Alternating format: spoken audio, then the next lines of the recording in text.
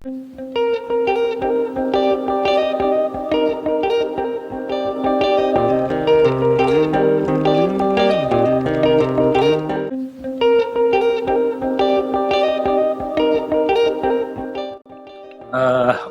when I look back at some of the exercises I used to do, and I used to give to some of the youngsters, I feel like laughing. I have been doing those things. Once you get your licenses and you upgrade your coaching knowledges, and then get to know the modern methodology of training. So many things have changed. We have been doing so many wrong things in the past, focusing on some other part. So now, as you say, goalkeeping is, football is constantly evolving, and you see a lot of training methods have changed. Goalkeepers are mostly integrated with the team more often than being isolated. Of course, a little bit of isolated training to enhance the technical ability is also important, but there are more of team integration these days, and the focus is on playing out from the back. You need to be as good as an outfield player. So those things were not focused during our time. It was all about shot stopping mostly. Okay. Yeah. Okay. The role is completely changed in today's football.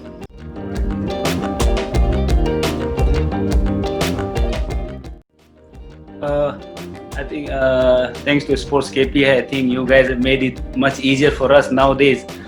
Earlier, we used to record our own training sessions when we work with the young players. You record your own session and go back and watch it over and over again, and then you can make out the technical faults, and then you can show it to the players, and some of the match clippings. Then you have to watch all the games.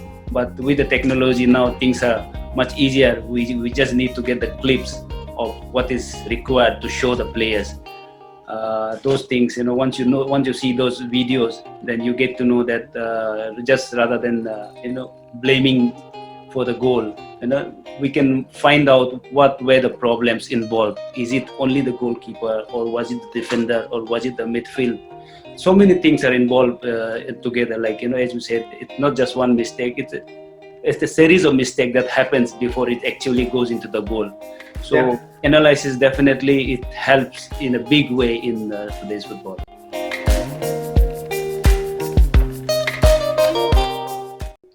It depends on age group you're looking at. When Okay. you're looking at 10 and 11 years of age, you cannot make out these children is going to grow 6 foot or 6'3", 2.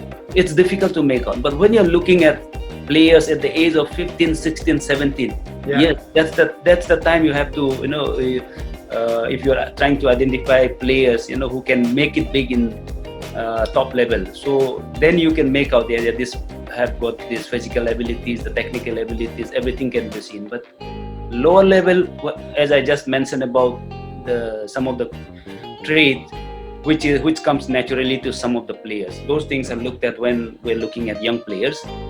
But when it get to higher level, like 14 above, 15 above, then it's time to make decision whether these boys can make it big or not. Okay. Then you have to see, position is specific.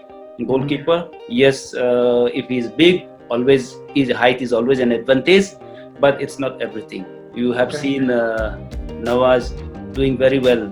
Yeah. He is one of the shortest goalkeeper playing currently in Indian football, but had a very good contribution in team success, FC Goa's success.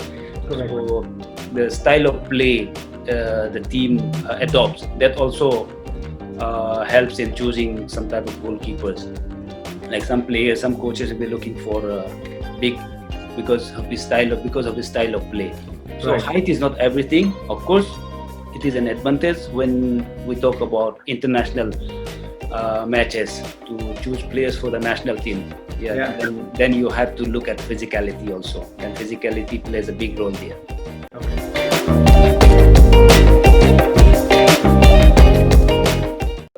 When we talk about goalkeeper,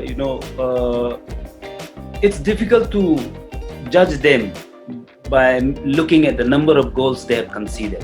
Okay. You have to, at the same equally, you have to look at the number of saves they have made. And you have to go by every game and see how was his performance, how many minutes he played. As we say, not every goal is a goalkeeper's mistake. Sometimes what happens, the team goalkeeper have a very good season, but he ends up conceding a lot of goals. But that's not because of his mistake. But if the team is, I think we had a discussion in one of your tweets about the numbers. Every goal cannot be goalkeeper's mistake. We cannot judge a goalkeeper by the number of goals he have conceded. So we have to look into the team's performance also, how the team was defensively, how they were performing, and that as a team, not just a back four. As a team, offensively, how good they were. If you are offensively good, that means your half of the defending is done. Your ball is with you all the time, then you don't have to worry about defending. If you allow the opponent to have possession, then you have to start defending. So as simple as that. Once you're defending, you are bound to make mistakes, and in the process the goals also do happen for goalkeepers. And then everybody look at the number of goals you've conceded, and then sometimes some of the goalkeepers, they have a lot of number of clean sheets. If you look at the quality defenders they have in the team setup, and the team defending, the way they defend as a team, if it is very compact, then the goalkeeper has little to do. So I think we can. I think it's difficult to judge goalkeeper performance just through the numbers.